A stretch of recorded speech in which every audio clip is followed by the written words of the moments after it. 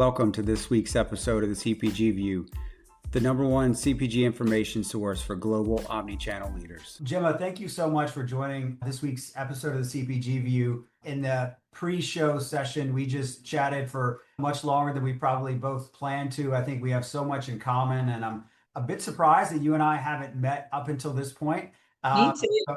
I think we might have made a new friend, and two, I'm very excited to have you share some knowledge from your experience in the space. So with that being said, would you mind introducing yourself and the company you're with before we jump in?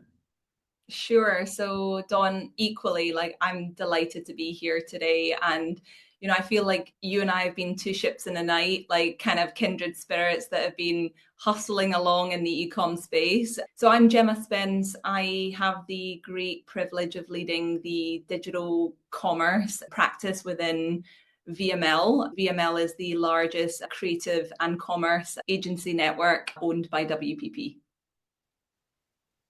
Awesome. Yeah, ships in the night's a good one, but we've connected those two now, so we will see each other. Oh, yeah. Awesome. Well, hey, you've been, I've looked at your career. You've been pretty instrumental in driving growth and implementing transformative models in digital space. You're no rookie to this. Can you share what you think are some key elements of success in this space? Maybe one or two that come to mind?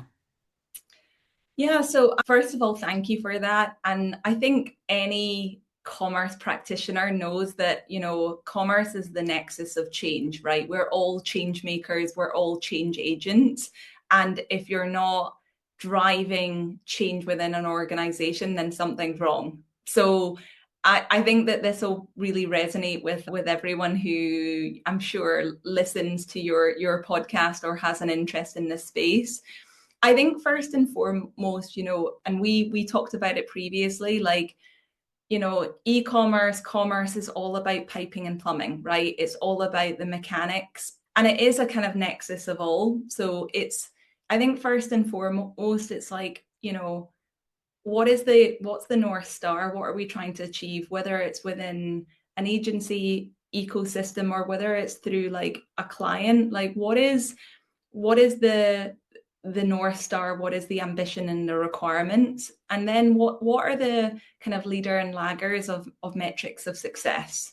Because you can't manage what you can't measure. So that would be I would say the core thing. And then it's like, how do you then excite and energize change? So how do you distill, the ambition and then the plan right across the organization, and distill it down so that very senior stakeholders buy into it, they get the sound bites, they understand it, and it then cascades across whatever the organization is. And then it's about looking at kind of any change programs, it's about behavioral change. So you got to take people on the journey. So how do you create quick wins? How do you get people to feel psychologically safe? How do you, test in a market? How do you test in a channel? How do you show, the excitement and the energy and, the quick performance improvements? And then how do you drive, that business plan right back to the North Star? So you prove it in a small, isolated, kind of hermetically sealed container, and then you show actually by implementing that at scale what it means. So again, back to the it's about the piping and plumbings. It's about change across the organization, but it's done in a kind of measured way with performance at the heart. Yeah, I love that. Spoken like a true veteran, only I would think say. you would say that as well with the scar Yeah, tissue too. yes, yeah, very, very true. Yeah, I agree with you. I think there's something to be said for the two things you said there, the piping and plumbing. I really love that because at the end of the day, when we start to look at some of this transformative change, that is really what it comes down to. Piping and plumbing is a key element. And then also you mentioned something, this psychological component, giving people that safety, the quick wins. That is so real as you think about bringing people on the journey that you mentioned before. You can have the greatest ideas and the greatest strategy with the most clear plan and most, fortified pillars and all the things that you and I, from doing this for so many years, know to be true. But if the teams in charge of actually executing it don't feel bought in and don't feel safe, you you never really can achieve the level of success that you would have otherwise. So I just love your point that you made there. Oh, thank you. And if I may, one further one is about democratizing it because, we e-commerce crew, like we have a habit of like talking in our own language. I say it to my team all the time. How do you tell a story in a way that your granny or grandmother understands? Yeah. How do you say it in a way that you can talk to an executive, the CEO and chairman, or chairwoman, or the brand new trainee, right? It needs to be so simple and so easy to understand that everyone gets behind it. Yeah, love that. Love that. Well, hey, I wanted to shift gears here a little bit. As the digital landscape does continue to evolve, and you and I've seen the onslaught of changes in our space in the last 6 months. So I think I know what you're going to say, but what's one or two trends that you're most excited about, and how do you see that maybe shaping the future of our industry? Yeah, I think first and foremost, like I love, and also I'm borderline a bit scared of the direction of travel for like marketplaces, for kind of, let's say, ecosystems, and the way that we're seeing this intersection between brand and customer experience and commerce. I think that's super interesting because actually you can start to do big, bold, distinctive, demonstrable executions that convert and actually get paid, owned, earned, retail, supply chain, like all of this, like whether it's vertically integrated or horizontally integrated in a way that is super interesting and that actually gives brands a basis to compete with private label and digital disruptors. So I think that that's super interesting. Like, and I also, and for me, also a little scary in the sense of where they're going. We're seeing marketplaces shift into kind of social TikTok, Doyan, it's really, its aperture is expanding. So I think that, the opportunities, the formats, the near real time, and in some cases real time with live streaming opportunities that present there are amazing. And I think for, from an innovation standpoint, there's a reason that you and I are in our roles, right? Like the things that we're going to be able to do with brands is just unbelievable. So the other thing that I think is really interesting is obviously I have to talk about AI. So through the same lens, really exciting, but also mildly terrifying. I think that especially in our space where we talk about the piping and plumbing, I think that there is so much opportunity for brands to capitalize on this and again, there's going to be levels of maturity and also risk that's associated with it. But I think that there's key areas where there is marketing and retailing components that are all about economies of scale, that if you just start connecting different systems together, actually you can automate and you can compete with the biggest spenders on the planet. So actually it changes the dynamics of the game for brands. So there's a whole efficiency play, which I think a lot of brands are leaning into. But the thing that I'm most excited about is the effectiveness play.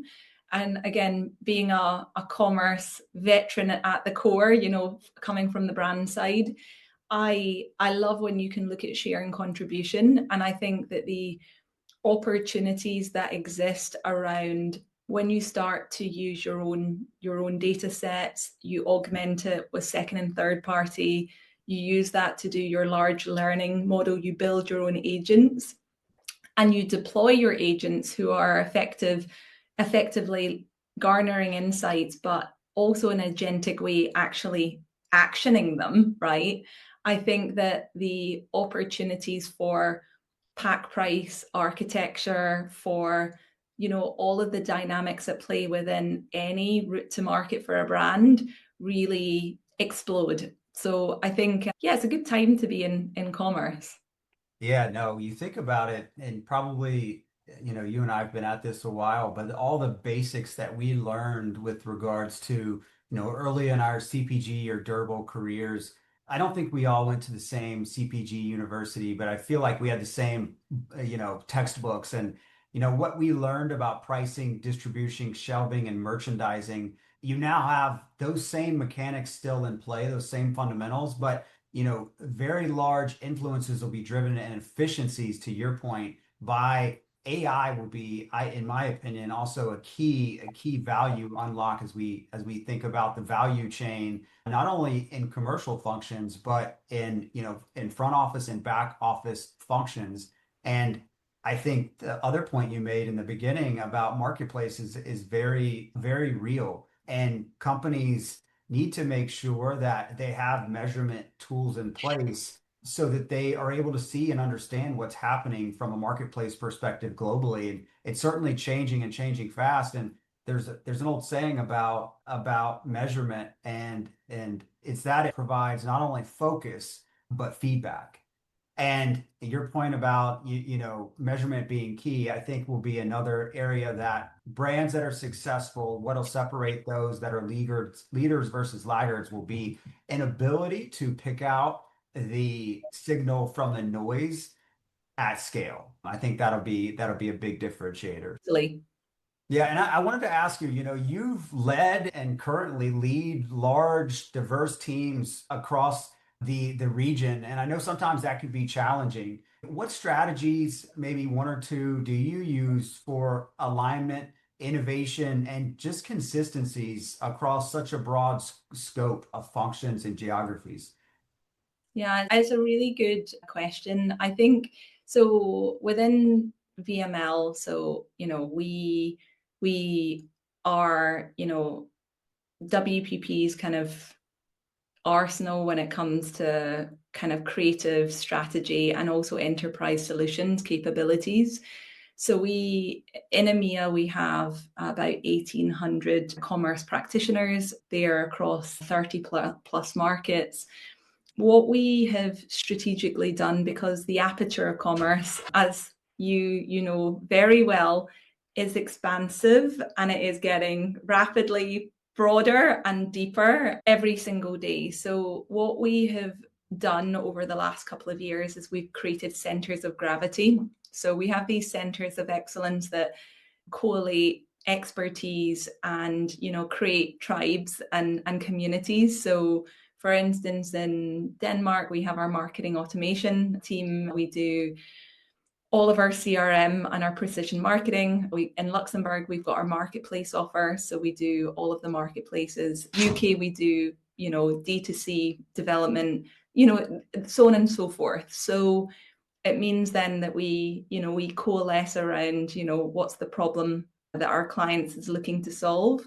And we are then able to channel the kind of the requirements. I think from an innovation standpoint, because again, when we're thinking about talent, the agency world is beautiful and wonderful. And there's a reason that pulls people in, which is, I think we talked about previously, it attracts entrepreneurs, right? And, we have to foster a culture where we give people the space to be entrepreneurs so that they can create their own destiny. They can, chart their own path.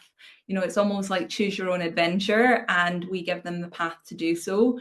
But equally, given the space is changing every day, it's putting in place hackathons, working with partnerships, fostering that curiosity so that, no matter what the kind of the problem, because they come thick and fast from clients, we are then able to, bring them hopefully the brightest and boldest ideas. Yeah, a great point. I mean, I can imagine the complexity too that you're managing through with all of those geographies and all of those FTEs. I think the centers of gravity approach tends to work well in my experience, also really centralizing some of those capabilities to give you the leverage, to your point, as the problems and challenges or opportunities come from clients that are working through those solutions real time or looking for help with those problems real time.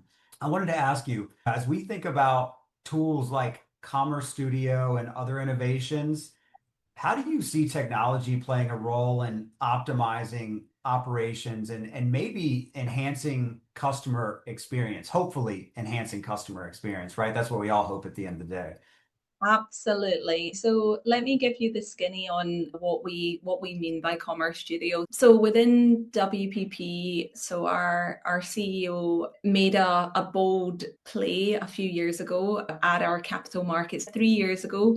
And Mark Reed stood up and said, you know what, AI is the future of our industry. And we are going to invest 333 million a year into the AI revolution. So over the course of the last 3 years, it's been building, what is the vision, what is the different studios that are required, and also what's the interoperability of them, because studios can't necessarily sit in isolation. You can't have a production studio or a media studio or commerce studio or whatever it might be. They have to, at the end of the day, clients have their own connections planning process and they have their own jobs to be done. So we have to string them together.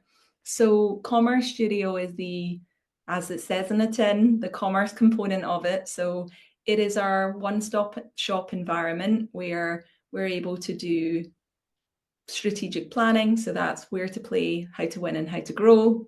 So audiences, budgeting, forecasting, revenue growth management, etc., as well as production aspects around content, whether that's written, or visuals or images. So the creation, the adaptation, the declination, and the deployment and optimization, all the way through to kind of media interventions. But we think of things through like a 360, because it's actually all of these things have to work through the lens of the client, and they have to work through the lens of what success means to that client, with near real time, not real time, but near real time insights that then recommend the actions, and in some cases the agentic actions that are then taken by some of our systems. So that's when I say Commerce Studio, it's a kind of one-stop shop that does the 360. It's a wonderful thing to partner with clients in order to scale these,